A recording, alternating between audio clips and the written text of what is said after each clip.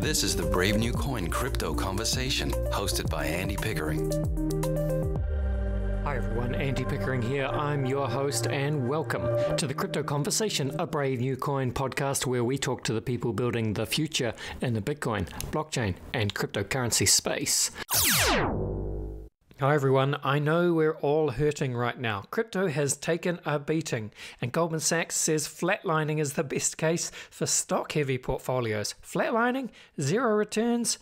Sheesh. In situations like these, we can take a cue from the world's best investors, because a groundbreaking Ernst & Young study last year revealed that 8 in 10 ultra-high net worth individuals invest in alternatives. However, Bank of America's CIO recommends investing in one specific high-performing alternative to rescue your cash. He's talking about fine art.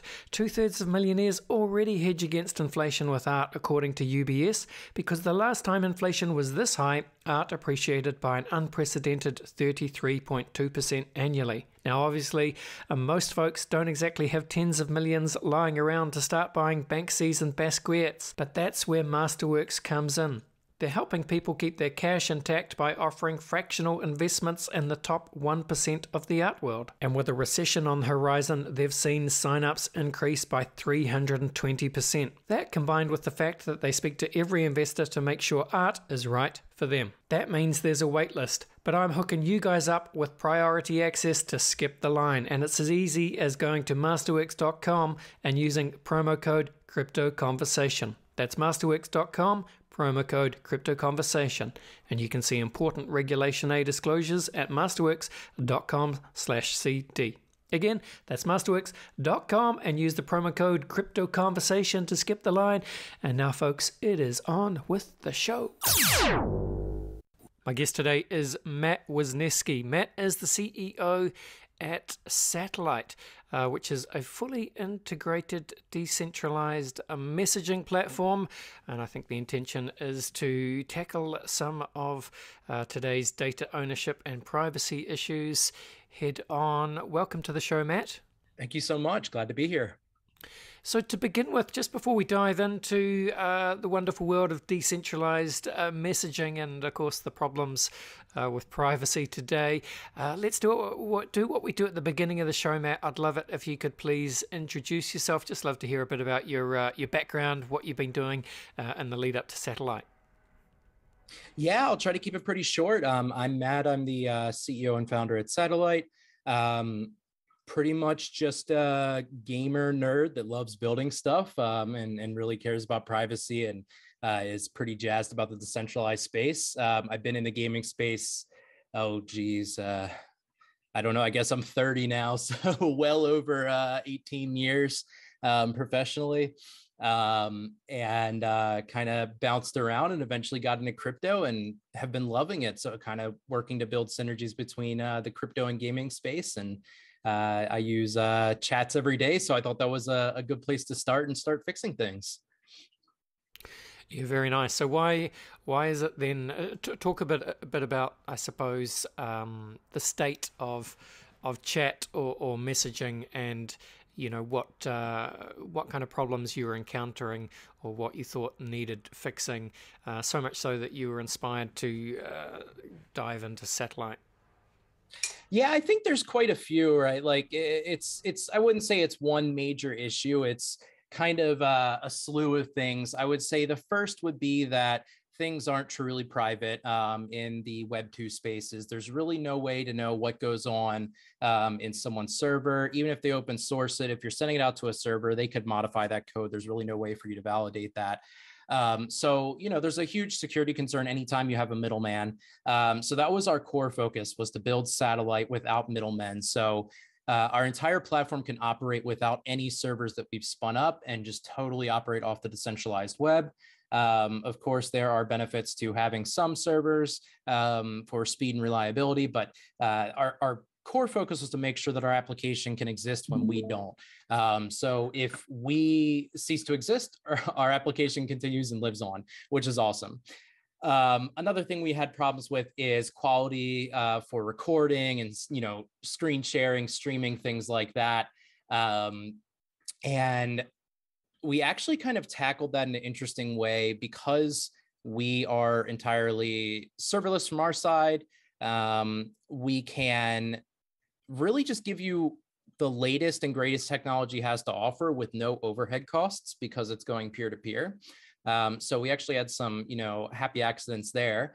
And lastly, I think that there was just a lot of stuff I got fed up with, like text bots are really not it. They're kind of outdated. Most of the chat applications that exist really have no concept of extensions like developers may be used to in things like Visual Studio Code, where you can really make it yours. Or even in video games where you want to add mods and change up the game you're playing. That didn't really exist in the chat space. So we kind of started melding all these things together. And of course, there's a whole podcast worth of tiny little things here and there. But really, our goal was to make a super secure platform that we don't have any custody of, and make it in a way that you're not sacrifice anything on call quality, video quality, file sharing, things like that. And in fact, you're actually getting far greater than these centralized Web 2 alternatives. Yeah, interesting that you talk about that high quality, I suppose, like video streaming or video recording. Like, for example, Matt, you and I, as we talk now, we're talking on Zoom, and to be fair, this is going to be audio only, so we're audio only. We had our cameras on at the beginning just to say hello, but I have noticed, Matt, if I use Zoom and I have like a video on with myself and whoever I'm talking to, and I try and record that as a video podcast, very, very difficult to get any kind of decent, high quality recording out of Zoom, which always surprises me because obviously, Zoom's kind of one of the success stories of the pandemic and so many people use it. Yeah, what do you think? Yeah, I think that was one of the major concerns that I had early on, interestingly, and I thought it might be a small thing, but it kind of comes up more frequently than you'd think. Yeah. We actually started building satellite. Well, I suppose this was when it was just me, to help out content creators in the gaming space. Right. So we actually allow recording of audio to separate audio tracks as well as video to separate MP4 video tracks. So, that was kind of something that we were trying to tackle early on. In a setting like this, of course, you want to hear, my voice crystal clear right now, but also when you go into edit the video or edit the podcast, you want to have the highest fidelity audio possible. So we kind of baked in tools for content creators there, which I thought would be a small thing, but it comes up in every single podcast I jump on. Perhaps it's just because I'm on a podcast and, the presenter cares about call quality and stuff like that and recording quality. But yeah. Yeah, that's right. Well, I think you're doing the right thing. I mean, if you're going to build a new messaging or recording a platform at the moment, then you do need that high quality streaming, recording, separate tracks, all that stuff kind of built in from the beginning if you're going to appeal to content creators, certainly. So, well, tell us then, Matt, where are you guys at? Well, but before we hear in terms of where you're at, what kind of team are you guys running? How many people have you got involved? Was this kind of your idea, or was it you and a couple of other people? I'm just looking through the website. I can see you actually do have quite a decent sized team now. Yeah, I would say originally it was kind of my idea, but as these things go, we have so many brilliant minds on our team now that really it's become an amalgamation of everyone's great ideas. And really our goal with Satellite is to build a foundation, focus heavily on making the platform easy to modify, easy to extend upon, and allow anyone to come in and really kind of make it what they want. So I suppose what I'm trying to say is that Satellite really comes from many different minds, and what we're deploying as the default foundation of our application is truly an amalgamation of all these different ideas that people have in our team. And our team is great. We've got people all over the world. I think one thing that the pandemic kind of afforded us in a great way is it kind of took a lot of developers that may be stuck in boring, dead end development jobs, and they're really not having a great time. They're all looking for remote work when the pandemic started. And we've really just gathered a team of people who are, everyone's excited. Nobody's there just to clock in and clock out. Everyone's really passionate. Of course, that leads to everyone having discourse, but I think that's great. Like, I think everyone, agreeing, disagreeing, thinking this is a good idea, this is a bad idea. Like, that's kind of the beauty of it, because in a way we kind of represent the community that we want to ship our application to. So, long story short, we've got people in Australia, we've got people in the UK, we've got people in Italy, Belarus, Ukraine, all over the world. And it's wonderful to bring everybody's different, daily struggles and gripes that they may have with communications, and kind of get the ideas from all over the world and put it together into a product. It's just been a lot of fun. Yeah, very nice, Matt. It sounds fun. And I can see on the website, I think I described you or introduced you at the beginning of the show as the CEO, but you're actually the founder and, according to what it says on the website, president and lead engineer as well. So you're really down in the weeds putting this thing together, right, Matt? Absolutely. I mean, at the end of the day, I kind of consider myself more a CTO, but as with any startup, you fill the shoes you can. And all these C title things, truthfully, at the end of the day, they don't matter. It's really the team behind the product. I try to get my hands dirty. I'm actually struggling through figuring out the intricacies of Rust right now, which is super interesting. But yeah, I try to stay busy. Sure. Okay. Well, what is the tell us where Satellite is at in terms of, because I can see if you go to the website, listeners, which is just satellite.im, there's a big green button which says try early access. So just kind of talk us through, I guess, the state of the platform and where you're at the moment, Matt. Yeah, we have our web-based application out and ready for people to test and hack on and play around with. This is really just one small facet of our company. We kind of started from the ground up. We decided that nothing from Web 2 was going to work with us. Like, if we didn't want servers, we weren't going to be able to use API keys or anything like that. So even a lot of the Web 3 solutions didn't work. So we started from the ground up, and the application you could try out now is an implementation of some of our core ideas in a web-based environment. We have a protocol that we will be releasing hopefully later this year, which is built in Rust and will allow people to use our application stack or protocol, whatever you want to call it, to build on basically any system that can run WebAssembly or native Rust. So we're talking ARM devices, x86. You can, if for whatever reason you want to see your work messages on your smart fridge, you could probably do that if you're so inclined. So the version of our application that we're sharing on our website right now is really just a proof of concept of where we want to go. It's in no way feature complete, but we are proud of what we've gotten so far, considering the amount of work we've had to go through to kind of rewrite everything. And we're hoping to have mobile offerings, native desktop offerings, tailored tools for content creators. So, strip out most of if you're doing like a podcast or something similar to Zoom, you really don't need communities and all these things. So we'll have lots of offerings in the future, but right now we are just welcoming people to go on and test out what we've made public so far.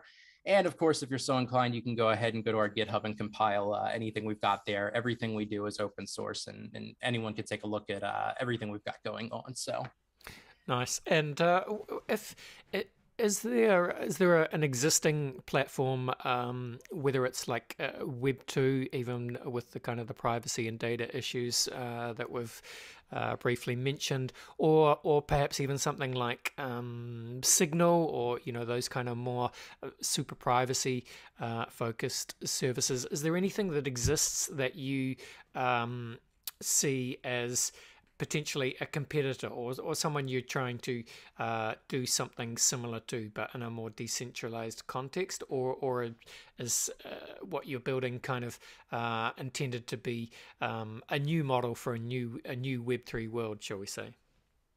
Yeah, I don't want to, we're all on the same team here in the Web3 realm. I don't want to put anyone else down. I'm sure there's plenty of people working on decentralized messaging applications, but Yeah.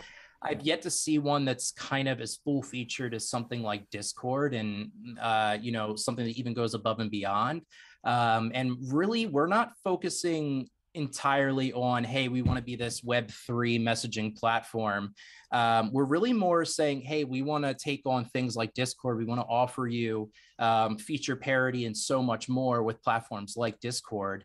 But it also just so happens that we're doing it in a way that is entirely non-custodial from data ownership. It's entirely, you own your own data. No one else can touch or see that data unless you allow them to. Cut out all those servers, cut out the middleman. Almost every single messaging client that exists right now that is mainstream pipes data up to a server and then back down to the users, and you don't really fully know what's going on. Of course, things like Signal and Whisper protocol and things like that, they're all great. Like there's a ton of geniuses working on these different products, but really what we're trying to do is offer a full, like, anything you could want from any of those chat applications, all built into one nice, easy to use platform that your nan or your father, anyone can hop on and just start using it without being confused. You don't have to worry about what's a crypto wallet, what is blockchain. None of that matters. We make it super easy, and really our goal is not just to disrupt the crypto space, but really kind of bring a practical application into the real world with real users, which I think is something that, again, with no shade, I think the crypto world is kind of, and the decentralized blockchain world is kind of struggling with. There's not really products that are built for people that have no idea or no understanding of what crypto is. And we're kind of trying to break through that barrier. So I suppose the TLDR is, I don't think there's quite anyone in the space that is doing as much as we're doing. There's little bits and pieces here and there, but we're kind of trying to bring it all together into one cohesive platform. Yeah, got it. And I mean, you're right, Matt, in identifying that there's certainly a need for something like this. And, if we think about something like Discord, which obviously has become very popular in not just, certainly crypto NFT style communities, but of course, in gaming and outside of crypto as well. Discord is huge, and look, it's a good solid platform for a lot of these communities, but, specifically for crypto, there have been problems. I'm sure you're aware. It's Oh, absolutely. very, very difficult once you actually do try to integrate wallets and so on with Discord, and you have to start dealing with all these different bots, and of course the scammers get involved as well, and it just becomes a lot for communities to manage, and a bit of a headache for probably new people, new users as well. It just becomes a little bit overwhelming. So I mean, great to hear that you are trying to build Satellite to be I guess user-friendly. I'm not sure if that's a word you used, but that was kind of what I was picking up. And you didn't need to have crypto knowledge, but can you see a path forward where you'll be easy integrations with wallets and things like that for those kind of crypto use cases that Discord struggles with a bit? Oh, absolutely. Everything we've built from the lowest level with systems programming in Rust all the way up to the top has been built in a way that is modular. So really, you can come in and pull any piece out and swap it in with something else, or you can inject different things. The idea behind extensions and modularity is something that I personally am very passionate about in this product. So we have different places in the application where we call them extensions. They're really just widgets, mods, anything you want to kind of describe it. They're all kind of the same thing. We give you different places around the application where you can actually inject and render your own components in our application. So not only can you integrate these wallets, but you can actually add functional UI components to our chat application as opposed to just having the traditional bots. So if you want to say, hey, like I want to hook up my wallet, if you build a version of your wallet that works in our extension platform, you can just slam it in and have your whole wallet in the application. And it's not just wrapped in an iframe, it's actually natively integrated. You can say, hey, I want to render like a pay button next to the send button, and I want to render like wallet balance view underneath of like settings or something like that. You can actually go through and modify our chat application to make it a clean and well integrated fit instead of just kind of having to hack things together with text-based bots and injecting code in ways that may not be pretty. So we absolutely welcome and we actually hope that tons of wallets and different protocols and chains, they can all, do whatever they want with our application. It's all built in a way to make it easy, and we don't have any restrictions on people modifying the software. Once you download it, it's your software. You can do whatever you want with it, and we make that easy. Awesome. Sounds great. Hey, I like it. Matt, I can see you've got on the website, it says partners. I guess these are probably backers or investors. Some pretty big names, Multicoin Capital, Framework Ventures, the two that stand out, Solana, a few others, Jacket River. How are we going in terms of backing and partners? It's been great. We don't have any tight restrictions. We're obviously backed by Solana, but there was no requirement for us to use Solana. We are using Solana because currently it's the best solution for us. But I think all of our partners that we've gathered in our raise, there's a multitude that aren't listed on the website, but they were all chosen because they were great personality fits in addition to bringing the capital. When we were raising, of course, every business needs money, every business needs capital, but really our most important thing we're looking at is how can we network with the people that we partner with? How can we work together to succeed? Do these people bring, great ideas and great connections to satellite?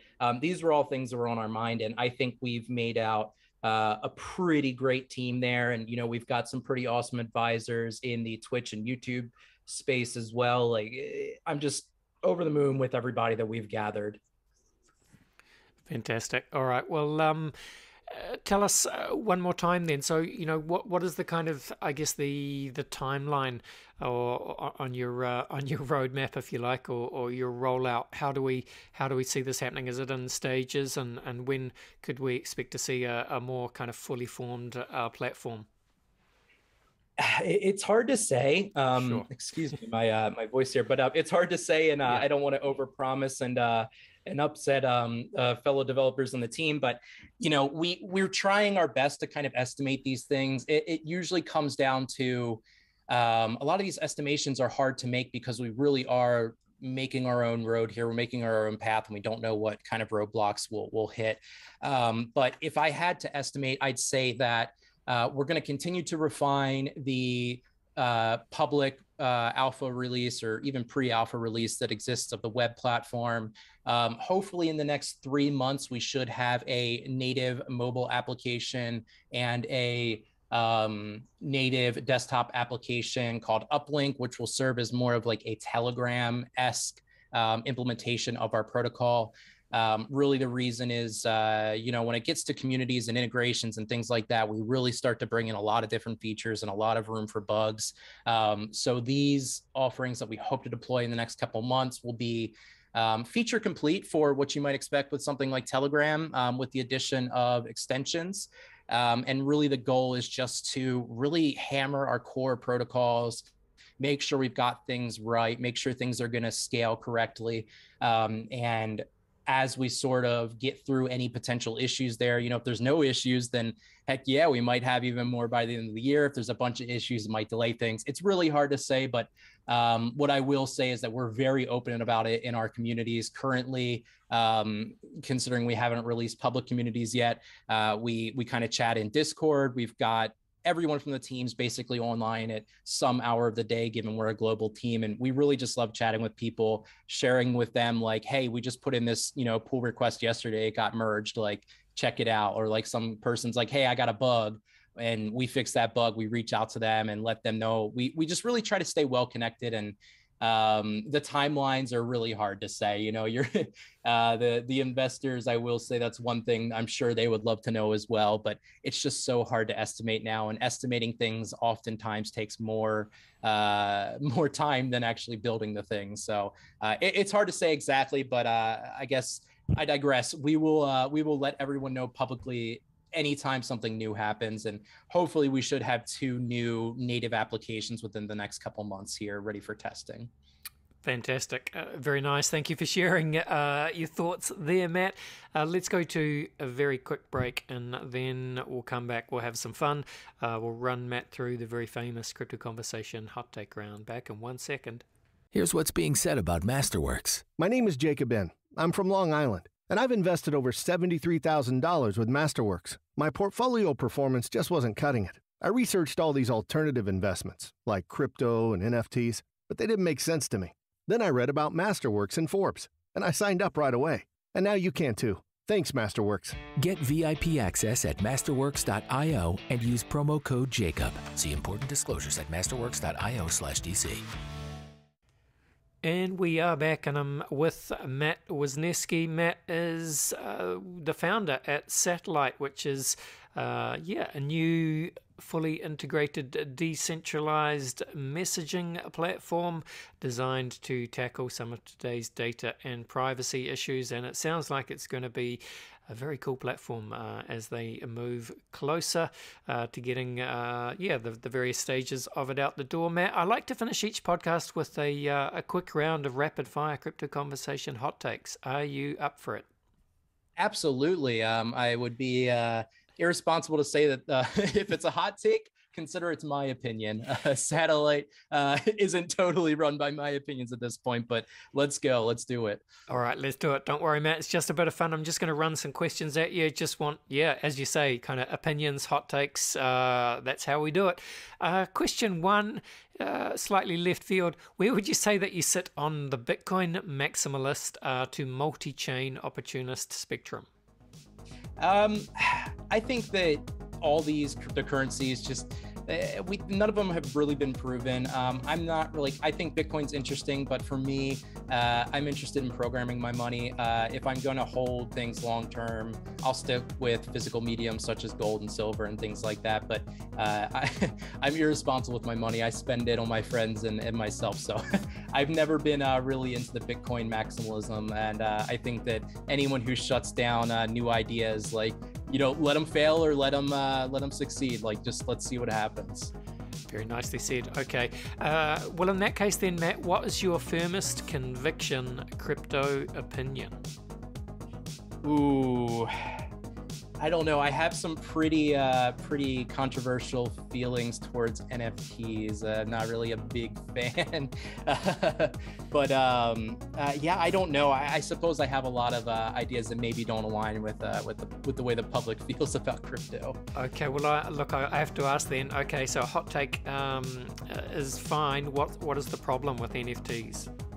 I'll give you an example. I went to NFT NYC, and again, I'm sure the people running it are awesome or whatever, but NFTs are supposed to be great for gated access. So I was pretty miffed to stand in a 3-hour line for a glorified NFT Pokemon card pack when I thought I was getting my badge to the convention. And at the end of the day, if it's an NFT convention and NFTs are great for gated access, why were we not mailed an NFT badge to the convention that we could scan to get in? I don't know. I think that it has great possible for the utility, but I think that the things that people are using NFTs for right now are irresponsible. There's a lot of hype around things being worth a bunch of money, and what's happening here, in my personal opinion, is you're getting a lot of people that are new to crypto, you're losing them money, you're getting them to hold bags, and you're kind of tarnishing the name for the rest of crypto. So I think we need to take a step back, make things affordable and actually usable for the daily, everyday user in the NFT space, and kind of take a step back from these like elitist, like top 2%, like $3,000, $4,000 NFTs. Like, I think that's so silly. We just need to kind of have a little bit of a wake-up call there. Hot takes indeed. All right, Matt, Bill Gates famously said that we tend to overestimate what we can accomplish in 2 years and underestimate what we can accomplish in 10. As a software engineer, a coder, as a founder, you'll be all too familiar with this. But with that in mind, speculate away, cast your mind forward. 10 years is a long time in crypto, but what does blockchain look like in 10 years' time? I hope blockchain in 10 years' time is no longer a marketing term. I hope it's a technology. I think you don't go on Twitter and they don't say, hey, like, Twitter's awesome because we use AWS or something like that. And I think blockchain is an awesome piece of technology. I think it's an awesome way and ideal on how to build things, but I really hate that we keep using it as a marketing opportunity and a reason to back companies, because we kind of pigeonhole ourselves to say, hey, we're blockchain, use us. Well, then you're only really targeting people who are already excited about blockchain. So I hope in 10 years, it's just a normal piece of technology and you just go on GitHub and you can find some, code to run your own blockchain, or you can jump on public networks. I just hope it's a little bit less of a marketing / clout thing and more of a awesome piece of technology that anyone can use to build tools on top of. Very nicely said, Matt. All right, well, the flip side of this, of course, is a famous quote by sci-fi author William Gibson, who said that the future is already here, it's just not evenly distributed. With that in mind, Matt, can you think of an example of the future being here right now, but most people aren't really aware of it? Yeah, I think there's a lot of areas, like even NFTs, I think they have great potential to be a everyday use case in the future. Like really NFT, in my humble opinion, is a buzzword around like a protocol or like a standard. I think that kind of standard of tokenized ownership of things is going to be something that we see in the future. We just need to find a more accessible way to use it. But Web3 as a whole, I think this idea of taking data ownership back from these huge corporations, like that's the future. I'm sure everyone's getting sick of talking to someone about something, and then the next day it shows up on your Facebook feed trying to get you to buy it. You talk about getting a cat, and then suddenly Amazon's recommending you cat water fountains and Meow Mix and all these things. Like people are gonna start to get really ticked off, and I think that Web3 in general, or whatever we end up calling it, some way to transmit data in a way that you totally own, I think is the future. And there are people like Satellite that are really trying to jump on it early and get a head start. I just think it's a matter of time. I like it. And Matt, do you have a good explanation for how that happens? I mean, I've always I've heard a few good explanations and then I forget them. But so what is actually happening when, if you, to use your example, you're talking to a friend about a cat and then you're on Facebook or Google or Twitter or wherever and you're getting ads for cat food or whatever it is. What is happening to make that happen? Yeah, I mean, there's a really great piece, regardless of your political alignment, by John Oliver that kind of goes over this, and he actually buys a bunch of data from a bunch of politicians and does some pretty crazy stuff legally with that data. So it's pretty scary, but the TLDR is that anytime you do anything on the internet, if you're not in total ownership of your data, that corporation likely had you check some box that's 300 pages long that gives them the legal right to do whatever they want with your data. And what they do is they actually sell your data off. They sell you as a profile. They could say, hey, you're a 30-year-old man who likes playing Magic the Gathering and has been eagerly awaiting the Steam Deck and has 2 cats. They really nail down who you are, and they sell that data out to advertisers, and they basically say, who do you want to advertise to? Do you want to advertise to young moms who drink kale shakes and live in New York? You can do that.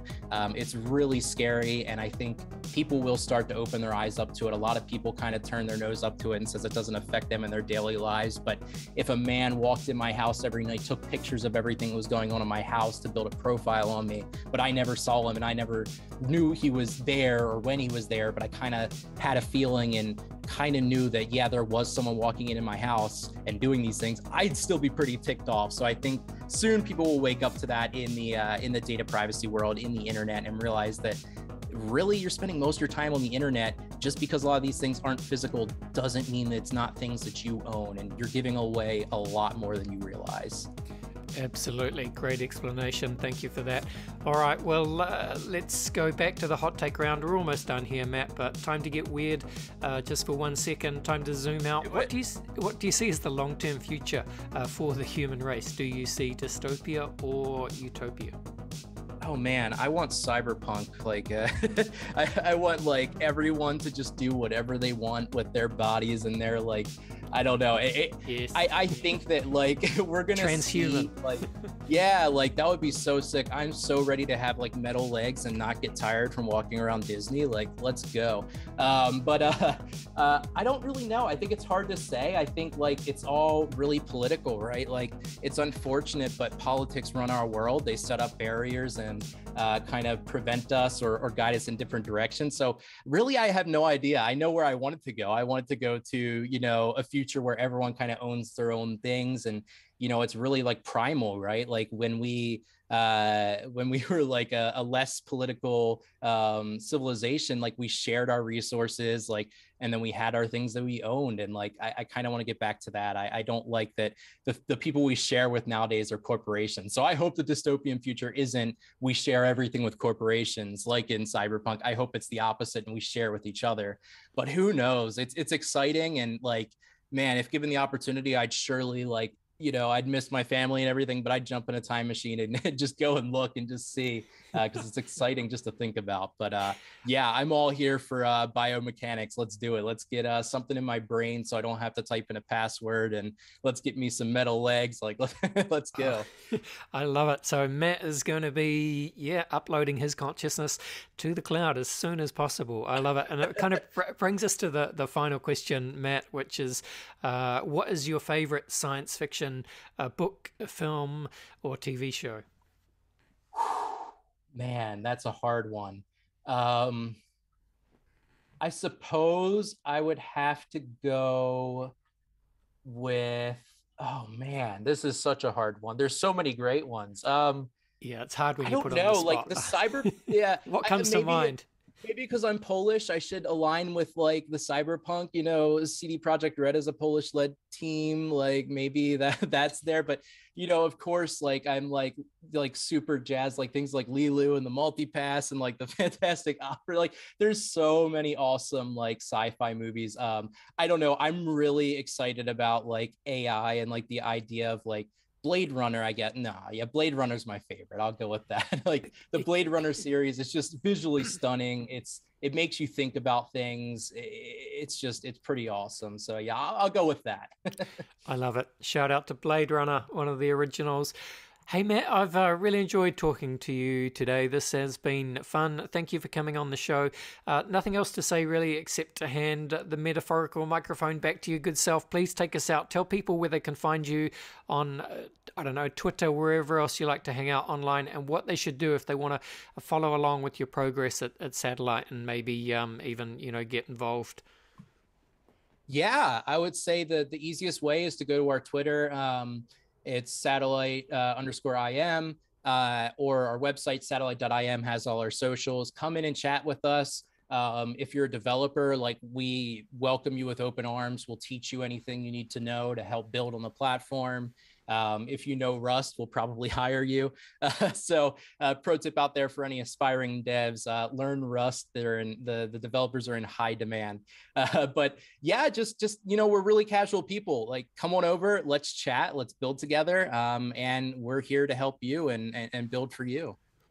Awesome. Thank you, Matt. Good luck with it. I'll be following. I'll be tracking your progress. But for now, all the best, and bye for now. Thank you so much. Bye. All right, there you go. That was Matt from Satellite. Hey, as I say, that was a fun one. I enjoyed talking to Matt, a very smart guy, very switched on, and a good podcast guest. Had some good stories to tell. So I enjoyed that. We'll keep an eye on Satellite. Again, the website is satellite.im. We'll put it in the show notes as well. But hey, that is today's show. Thank you for listening, team. Don't forget to subscribe to the Crypto Conversation in Spotify, Apple Podcasts, whatever podcast app you are using. Give us a rating as well. You can do ratings now on Spotify, which is always good. 5 stars, please. All right.